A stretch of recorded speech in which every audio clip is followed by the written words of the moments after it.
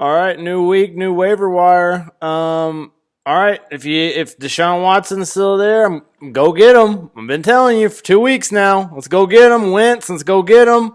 Simeon's going to be at home this week against the 0-5 Giants. That's another guy I'm watching.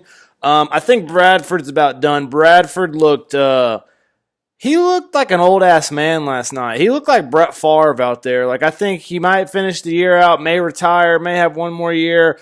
I think Case is going to be the guy. Case Keenum's going to be the guy for Minnesota for the rest of this year. If you really need a QB, those are some of the guys that I would go for. If Wentz is gone in leagues, if Watson's gone in leagues, even if Simeon's gone in leagues, Keenum is a guy that you're going to have to trust. Goff is a guy you're going to have to trust if you don't have one of them. And then, Carr, people are starting to drop Carr in leagues. Not in all leagues, but in some leagues. So you can pick up Carr. Carr is going to be a good quarterback once he comes back. There's one more. Flacco, I know Flacco has been terrible. He's been dog shit this year, I know. But Flacco is playing the Bears this week. Potentially, if their defense can really snowball some stuff going, I think Flacco could have a big week. So let's watch that. Wide receivers, I'm going to go ahead. I've left Nelson Aguilar off my list for the entire year. I was like, oh, he had a good week one. He's really not that great of a wide receiver. Fantasy-wise, everybody in the NFL, you're a great player. But fantasy-wise, we're talking here. Nelson Aguilar, I was not real high on, but I'm going to go ahead and put him on my list. He's my top waiver wire ad of the week.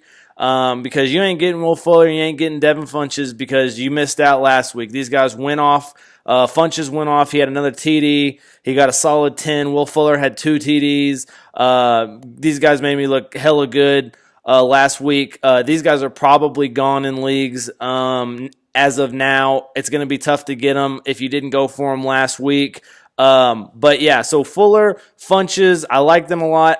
Amendola is a guy that I had him on my list at the first of the year, and I took him off because I said, most people are going to have him since Edelman. But at the same time, I've noticed that he's available in some leagues. I'm putting Amendola on the list, J.J. Nelson. Paul Richardson's going to be on a bye this week, but Paul Richardson's a guy. He had a tough week, but he's been all right so far. Seth Roberts, we'll see what happens with Seth Roberts. Going forward, Cooper Kupp. I like Cooper Kupp. Cooper Kupp did drop a TD. Was not happy about that. Taylor Gabriel be coming off a bye week. I don't know if Sanu is going to be back after the hamstring. Julio Jones is still questionable. I'm sure that'll change. He's constantly questionable. We'll see what goes along with that. Jermaine Kearse is playing the Patriots this week. Patriots have given up big points against a wide receiver, so Kearse is a guy not to be afraid of. Now, as we go down our list, this week I will say it wasn't as big of a lot of my names on my list are a lot of the same. There wasn't a lot of additions to the waiver wire in a sense. There wasn't to me, I feel like this week there was obviously the buys, so that took 2 or 3 games away. And then, we're finally getting to the point in the year where we're starting to figure out rosters. There's these guys, these little diamonds in the rough are, becoming a little bit less frequent. At the first of the year, it was every week I was adding more and more people. This is the first week I've really felt like I kind of have a pretty similar list to what I've had, and I've added a couple of names here and there, but it's one of those things that's getting tougher. Some people have jumped on some of these guys earlier in the year, and they're not there as much anymore. But let's talk about running backs for a second here. Adrian Peterson just got traded to the Cardinals. He's a guy, it doesn't matter if you're first in your league, if you're fifth in your league, if you're seventh in your league. I think you should go ahead and if Adrian Peterson's available in your league, I think you should go ahead and make a push for him. It's one of those things you don't really know how it will pan out. Yeah, they got a ton of running backs there for the Cardinals, and yeah, it's going to take a couple of weeks probably for Peterson to get initiated into the offense, type shit. But I think Adrian Peterson's a guy you should add. I think he potentially could have a really big year once he gets going for the Cardinals. And Andre Ellington, he had a good week last week. I talked about Andre Ellington. He caught 9. He didn't really run the ball at all. He caught 9 catches for 65 yards. Either ESPN and NFL need to make him a wide receiver because I'm pretty sure he plays wide receiver now, or they can keep him at a running back and I'll play him at my flex. But I liked what I got out of Andre Ellington last week. Duke Johnson, he's not a guy, he's a backup, so he's kind of like your Tariq Cohen type. Like, you can't really trust him. You don't really expect a lot of points at him. You hope for a big touchdown. And Duke Johnson does it every week. He did it again last week. He's definitely probably Cleveland's best offensive player this year, Duke Johnson. And that's kind of surprising. You can go ahead and drop Crowell. I'm getting ready to drop Crowell. He looks god awful. I don't know if you can credit the fumble to him though, that he had, because it was a really bad toss by Kaiser. But okay, so let's talk about my big guy of the week that I'm really high on. If you didn't get him last week, you better go get him this week if he's still available. Aaron Jones. I think what's going to happen with Aaron Jones is it's going to slowly happen. But when was the last time that the Packers ran for over 100 yards in a game?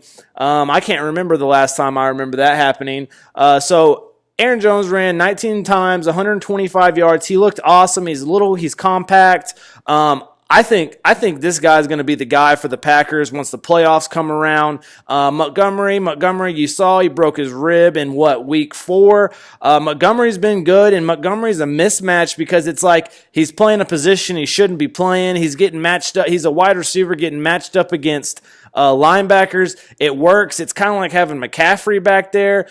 The thing is people are starting to me. I mean, it's Aaron Rodgers, so Aaron Rodgers does what he wants. But if it was any other team, they would destroy you knowing that you're going to pass the ball majority of the downs. But for some reason, Aaron Rodgers can just kill the game, and it doesn't matter that he doesn't have a running game. Usually, most good quarterbacks need to have a running game to balance it out, and Rodgers hasn't had that. I think that's the one thing that makes Rodgers, so top notch, and why I think people put him heads above other quarterbacks, because he has had no run game for so long, and he still gets it done. But like I said, I think Aaron Jones is going to be the guy. I think once Montgomery might sit out another week. It's a broken rib. They're making it look like he's coming back, but I think potentially they could sit him another week, and then keep going with Aaron Jones. Aaron Jones versus the Vikings. I think Jones is a better matchup versus the Vikings than Montgomery. Yeah, Montgomery can get out and he can catch some balls outside, but that's what you got wide receivers for. If a running back can't run a route, then why do you got him back there? Type stuff. So Montgomery, I think Montgomery has done nothing to hurt himself other than his injury. I think he's going to lose a starting job eventually this year. So Aaron Jones is the guy to pick up. I think Wendell Smallwood, Blunt's really taken over as that RB1 there for the Eagles. So, Smallwood less. Alvin Kamara is a big time name. I talked about him last week. I'm pretty sure Saints were on a bye this week, so they didn't play. They did just trade Adrian Peterson, like I said, to the Cardinals. You're going to see a lot more Alvin Kamara. He had 10 catches 2 weeks ago. He's got more catches this year than Jordy Nelson, Julio Jones, and some other big-time receiver. But yeah, he's got 20 catches on the year, and he's a guy that I'm really high on. I'm really mad because he's been tooken in the leagues that I'm in for a while now. And that's another reason why I feel like I don't, I'm not as high, or I don't talk about him as being one of my top guys on the list, just because he's been gone in my leagues. Like he's a guy that's kind of been talked about. A lot of people can see the potential in Kamara. Latavius Murray had an awful week. Again, it was a dog shit game between the Vikings and the Bears. It was two bad offenses against two pretty good defenses. Jerick McKinnon was player of the game for Vikings, I'd say. He was their best receiver, with also being their best back. He had a big 58-yard run. So Jerick McKinnon's a guy, I said you might add him. You need to add, like I said, you need to add both McKinnon and Murray, and we'll see which one is the guy. Murray's going to continue to get some playing time. He's a pretty big back. But McKinnon definitely is going to be your Tariq Cohen type, your Duke Johnson type. He's going to break a big play every once in a while. But I do think the fact that McKinnon does put the ball on the ground is going to be an issue with him, and it might hurt his playing time at time. Spot start of the week, I would say, would be Wayne Gallman. It was a tough start, to say, I'm going to start Wayne Gallman. You don't know if, they have Shane Vereen and they have Darkwa. Darkwa got a touchdown. Darkwa was looking really good at first, but Gallman somehow, in PPR leagues, he somehow managed to get me like 10 points. or so, and I was pretty happy with that. He didn't score a TD. He scored. He rushed for 57 on the ground. I think he got three to four passes. Another guy that is a hard guy to start this next week, but I'm gonna put him on my. You watch him, and this is a guy you need to add, and you watch for the next couple of weeks. Marlon Mack. Marlon Mack had a good week 1. He had a really good week last week. He had 91 yards. I think he had a touchdown or 2, and he looked really good. You know, on a Colts team where Gore is the back, he's the oldest running back in the league. This is probably his last year. I think as the year goes on, I think Mack will continue to be forefronted as the guy more. Turbin is like an awesome RB backup guy, you know, so he's never going to really be the starter. I think they'll transition from Gore to Mack, and Turbin will continue to be the second running back. But and then you know, J.D. McKissick, I didn't see a whole lot out of him this week. So, and Chris Ivory, I didn't see a whole lot of him, but they are very run-heavy in Jacksonville. Elijah McGuire had a pretty good, or he didn't have a really good week. I can't say that. I will say Elijah McGuire did get, like, he seemed like he was more of the better back than Balaj Powell. So don't be afraid to add McGuire. He's playing the Patriots this week. I don't know how you feel about that. Jalen Richard, I'm keeping him on this list just because I hadn't really been that thoroughly impressed with Marshawn Lynch. And then Dante Foreman. Dante Foreman did have a fumble. He did have a nice run. He's not the top back there for Houston, but at the same time, you know, it's kind of like what I've been talking about with a couple of these guys. I think he might be the guy later in the year, so just keep an eye on them.